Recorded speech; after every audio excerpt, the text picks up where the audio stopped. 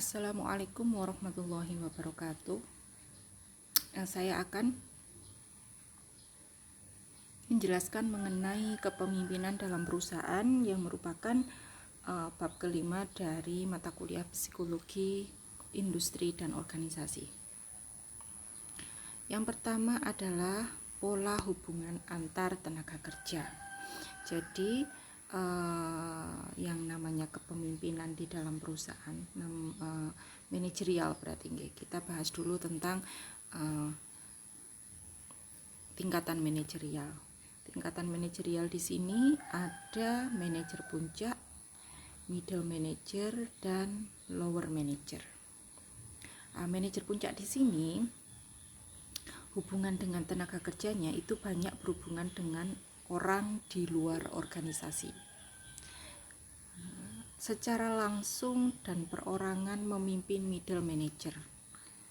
Artinya dia melakukan memimpin, baik melakukan koordinasi, pengarahan dan sebagainya, memotivasi secara langsung maupun secara perorangan itu biasanya ke middle manager karena langsung bawahannya. Kemudian secara tidak langsung memimpin seluruh tenaga kerja. Secara tidak langsung di sini karena biasanya diwakili oleh bagian di bawahnya.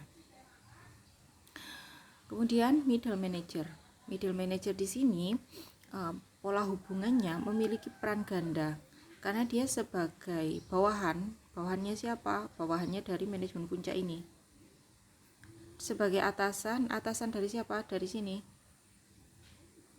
Sebagai wakil perusahaan ketika dia mengatakan sesuatu atau memberi kepengarahan kepada bawahannya. Terus lebih banyak menghadapi manajer lower manager secara personal. Jadi lebih banyak menghadapi koordinasi dengan bagian lower manager ini secara personal. Kemudian untuk lower manager, dia ini memiliki peran ganda juga sama. Dia sebagai bawahannya siapa? Bawahan manajer di atasnya ya. Nah, ada atasnya ini ada dua. Nah, kemudian atasan, sebagai atasannya siapa? Ya atasan dari tenaga kerja secara keseluruhan, dan wakil perusahaan ketika dia membicarakan sesuatu, berkoordinasi atau memberikan perintah atau apa atas nama perusahaan. Nah, dia berada di tengah di antara manajemen dan pekerja. Nah, ini jajaran manajerial dan ini pekerja. Nah, ini dia berada di tengah antara jajaran manajerial dan jajaran pekerja. Nah, tenaga kerja juga kemudian langsung tenaga kerja memiliki peran sebagai bawahan karena dia pada lini yang paling bawah nih. Kemudian berhubungan dengan rekan kerja dan atasannya. Nah, ini adalah pola hubungan tenaga kerja di perusahaan untuk jajaran pemimpin manajerial. Nah, ciri-ciri manajemen atau ciri-ciri pemimpin yang berhasil, maksud saya. Ciri-ciri pemimpin yang berhasil itu banyak sekali. Ada yang mengklasifikasikannya banyak. Jadi ada yang mengklasifikasikannya dia harus profesional. Dia harus memahami bawahan, memperhatikan mereka, terbuka, komunikasi. Ada juga orang yang bekerja harus memiliki bakat yang menonjol. Kemudian cerdas, percaya diri, tegas, inisiatif. Kemudian ada juga dia harus memiliki visi misi yang ke depan. Kalau terus kemudian ada juga manajemen. Jadi pemimpinnya berhasil itu tergantung dari jabatan yang melekat pada dirinya. Jadi jabatan pada setiap jabatan pimpinan itu dibutuhkan ciri-ciri khusus yang berbeda. Ini menurut bidang manajemen fungsional. Nah, itu misalnya manajer penjualan, dia dibutuhkan seorang yang memiliki sifat ramah, antusias, seksama dan dalam penjualan. Kalau manajemen kelompok produksi, di sini dia harus serius, terus terang, dapat berdiri sendiri. Nah, itu ada yang mengelompokkan ciri kepemimpinan yang berhasil pada setiap fungsinya, pada setiap jabatan yang melekat padanya. Nah, itu banyak sekali. Yang mana yang paling baik? Ya digabungkan aja semuanya. Karena apa? Orang yang memiliki visi misi ke depan ya harus seorang pemimpin juga harus memiliki visi misi ke depan kan. Dia juga harus membuat keputusan, dia juga harus sesuai dengan jabatannya. Kemudian dia juga harus percaya diri, inisiatif juga, dan dia juga memiliki motivasi yang kuat untuk melakukan sesuatu, memiliki bakat juga yang menonjol, yang lebih pintar. Nah, seperti itu. Jadi semua ini adalah bisa digabungkan merupakan sebagian bagian dari ciri-ciri pemimpin yang berhasil. Kemudian bagaimana perilaku pemimpin yang efektif? Nah, ini pemimpin yang efektif. Saya bahas dulu pemimpin yang efektif itu yang seperti apa sih? Nah, ini pertama Ohio State University. Di dalam Ohio State University ini ada penenggangan ya, penenggangan, terus ini struktur. Nah, anggapnya ini adalah struktur, ini adalah penenggangan. Nah, Ohio State University di situ dia mengklasifikasikan perilaku pemimpin yang efektif itu berdasarkan penenggangan dan struktur. Nah, gaya pemimpin yang ideal itu penenggangan itu hubungan dengan rekan kerja sama. Jadi dia lebih berempati, dia tidak melakukan keputusannya sendiri, dia lebih mengedepankan bagaimana perasaan bawahannya, bagaimana bawahannya bisa menerima atau enggak. Nah, ini adalah penenggangan. Kalau struktur ini lebih berfokus pada kinerja kamu seperti apa, pencapaian target, yang lain tidak. Nah, yang penting kinerjanya oke dan sebagainya. Nah, ini menurut Ohio State University, gaya kepemimpinan yang ideal adalah berorientasi pada penenggangan tinggi dan strukturnya tinggi. Jadi penenggangan tinggi, struktur tinggi. Jadi pemimpin yang ideal adalah di sini. Nah, di sini adalah gaya pemimpin yang ideal, penenggangan tinggi dan struktur tinggi. Nah, itu menurut Ohio State University. Kemudian menurut Garida Manajerial juga sama. Nah, kalau tadi di sini kan penenggangan ya, penenggangan. Nah, ini sama juga dengan hubungan manusia. Hubungan manusia. Kalau yang satunya produksi. Jadi yang tadi itu struktur, itu sama dengan produksi, sama dengan ini. Kemudian kalau hubungan manusia sama dengan penenggangan. Jadi sama. Nah, pemimpin yang efektif itu sama ya, berorientasi pada manusia tinggi dan orientasi pada produksi tinggi. Jadi berorientasi pada produksi tinggi, orientasi pada manusia tinggi. Jadi kalau ditarik garis, nah di sini adalah pemimpin yang gaya kepemimpinan efektif, berpengaruh pada hubungan manusia tinggi dan produksi tinggi. Maknanya apa? Jadi seorang pemimpin yang ideal itu adalah dia harus memiliki hubungan yang baik dengan karyawannya, tapi juga berorientasi pada kinerja juga tinggi. Nah, ini jadi sama ya, cuma perbedaan istilah saja yang digunakan untuk Ohio State University dan Garida Manajerial. Kemudian yang selanjutnya teori kontingensi. Nah, ini sama juga orientasi hubungan. Nah, yang ini dikategorikan sebagai tugas. Jadi ada yang bilang tugas, ada yang bilang produksi, ada yang bilang struktur ya. Untuk ini ada yang bilang tugas, produksi, dan juga struktur. Nah, kemudian bagaimana menurut teori kontingensi ini? Menurutnya adalah orientasi tugas itu berhasil dalam situasi kelompok yang menguntungkan. Situasi kelompok yang menguntungkan itu seperti apa?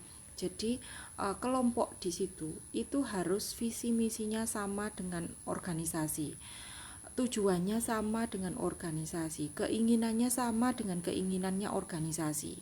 Nah, ketika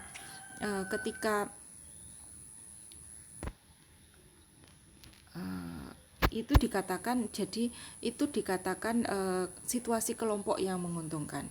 Sebaliknya, kalau situasi kelompok yang tidak menguntungkan itu di mana karyawannya itu misinya tidak sama dengan misi organisasi. keinginannya nggak sama dengan keinginan organisasi, tujuannya nggak sama dengan tujuan organisasi. Nah, di situ adalah disebut sebagai situasi kelompok yang tidak menguntungkan. Nah, terus bagaimana menurut teori kontingensi ini, orientasi tugas yang berhasil, jadi yang berorientasi pada hanya kinerja dan kinerja, itu dia akan berhasil pada situasi kelompok, baik yang menguntungkan maupun yang tidak menguntungkan, dia akan berhasil. Tidak peduli, jadi orientasi tugas yang tinggi ini tidak peduli meskipun kamu kelompoknya mendukung atau tidak, dia punya aturan yang ketat yang bisa diterapkan sehingga meskipun kelompoknya atau bawahannya itu tidak sesuai visi misinya, kagak ngaruh menurut itu, jadi tidak ngaruh, jadi dia akan tetap memiliki kinerjanya tetap tercapai, jadi dia tetap berhasil menurut teori kontingensi dari Fiedler nih. Kemudian kalau orientasi pada hubungan itu berhasil pada situasi kelompok yang menguntungkan saja. Jadi kalau kita bisa mengerti, memahami, berdiskusi dengan mereka, memberikan suatu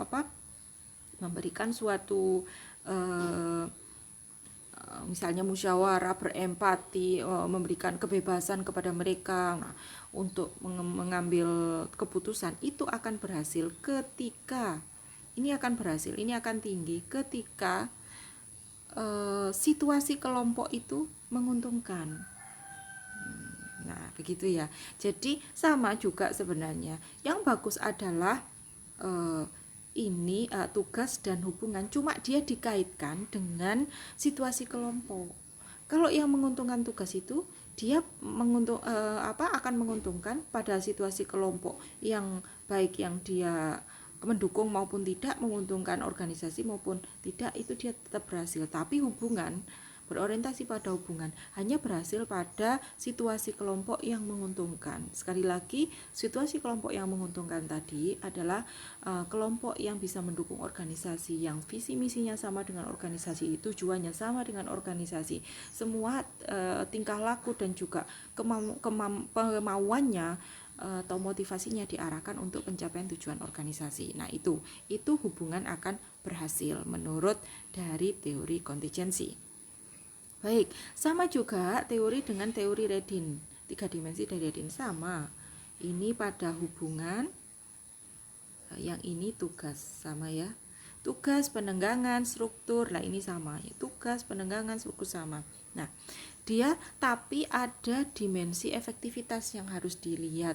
Kalau yang tadi teori kontingensi tadi, ada situasi kelompok yang dilihat, dia menguntungkan atau tidak menguntungkan situasi kelompoknya. Kalau teorinya Redin, dia menambahkan dimensi efektivitas.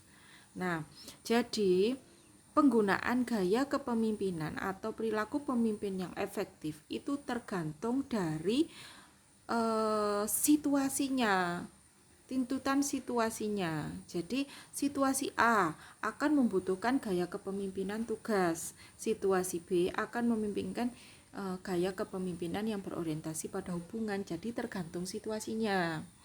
Jadi menurut teori 3 dimensi ini, sehingga manajemen itu seorang pemimpin harus memiliki keterampilan apa itu? Menanggapi situasi, dia harus bisa membaca situasi. Kemudian dia juga bisa harus melenturkan gaya. Dia bisa gaya pada hubungan, dia bisa gaya pada tugas, berorientasi pada tugas bisa, dan juga bisa mengelola situasi. Nah, ini adalah tambahan dari Redin, dari teori 3 dimensi Redin. Jadi dia menambahkan dimensi efektivitas. Jadi kalau tadi orientasi hubungan kelompok yang menguntungkan atau tidaknya, kalau ini ditambahi dengan ada dimensi efektivitas pada setiap situasi, sehingga seorang pemimpin harus bisa mengendalikan situasi atau menanggapi situasi atau bisa melenturkan gaya kepemimpinan sebagai tuntutan dari situasi yang berbeda. Nah, begitu nggih. Kemudian menurut teori kepemimpinan situasional dari Hersey, sama, dia juga orientasi hubungan dan juga tugas, sama. Cuma dia dikaitkan dengan kedewasaan bawahannya. Kalau tadi dikaitkan dengan kalau yang kontingensi tadi kan dikaitkan dengan situasi kelompoknya menguntungkan atau tidak menguntungkan. Kalau Redin itu dikaitkan dengan dimensi efektivitasnya. Pada situasi yang berbeda dia membutuhkan tuntutan gaya yang berbeda. Ini menurut Redin. Kalau menurut Hersey itu ditambahkan biaya orientasi hubungan dan tugas sama, namun harus ada dikaitkan dengan kedewasaan bawahannya. Bawahannya itu dewasa apa enggak? Bawahan yang dikatakan dewasa itu dia mampu melakukan pekerjaannya, dia mau melakukan pekerjaannya, dia bertanggung jawab terhadap pekerjaannya. Nah, itulah disebut sebagai karyawan yang dianggap dewasa, kedewasaan bawahannya. Nah, begitu. Nah, terus dia melahirkan dari Hersey ini melahirkan 3 gaya kepemimpinan, telling, selling, dan partisipasi. Jika tugasnya tinggi, hubungan pada tugasnya itu tinggi, nah itu tinggi, dan hubungan pada ini adalah rendah, misalnya pada rendah, ini rendah, maka disebut telling. Kalau hubungan tugas tinggi, hubungan pada orientasi pada tugas tinggi, orientasi pada hubungan tinggi itu disebut selling. Kalau tugasnya rendah kemudian hubungannya itu tinggi, itu disebut partisipasi. Nah, jadi ada 3 melahirkan gaya kepemimpinan dari hal tersebut, dari orientasi tugas dan orientasi hubungan. Jadi semuanya berpangkal pada Ohio State University dan Garida Managerial. Oke. Cuman ini ditambahkan yang kontingensi, ditambahkan tentang situasi kelompok yang menguntungkan. Kalau ini dimensi efektivitas, kalau ini dikaitkan dengan kedewasaan bawahannya. Nah, kemudian kita akan membahas tentang kepemimpinan dan pengambilan keputusan Fromm, menurut Fromm. Nah, sama juga dengan yang lain, cuma kalau Fromm ini menambahkan kriteria keputusan, efektivitas keputusan. Jadi mau orientasi hubungan atau orientasi tugas itu tergantung keputusannya yang semacam apa yang akan kita butuhkan itu. Kalau kita membutuhkan mutu keputusan yang tinggi misalkan, berarti kita harus ke arah orientasi bawahan. Kenapa? Bawahan diajak bicara, diajak berdiskusi, maka mendapatkan ide-ide yang banyak. Jadi dia membutuhkan ide yang banyak sehingga dia lebih ke orientasi pada hubungan. Nah, kalau untuk penerimaan keputusan oleh bawahan juga sama. Supaya bawahan itu menerima keputusan, maka dia harus hubungannya baik dengan bawahannya. Bawahan harus ngerti apa yang diinginkan oleh organisasi. Bawahan harus mengerti apa kondisi saat ini yang dilalui oleh organisasi. Jadi intinya memberikan informasi, berempati dan sebagainya itu kepada bawahannya. Nah, itu. Namun, jika jumlah waktu yang diperlukan untuk memecahkan sebuah masalahnya itu adalah harus cepat, maka berorientasi tugas lebih penting. Yang penting kamu udah langsung ambil keputusan sendiri saja, tidak perlu tanya-tanya bawahan. Nah, gitu. Langsung penetapan kinerja semacam ini dan sebagainya itu adalah menurut dari Fromm. Jadi dia menambahkan kriteria dari efektivitas pengambilan keputusannya. Jadi saling melengkapi. Kalau yang tadi itu sama, penenggangan struktur manusia sama ini.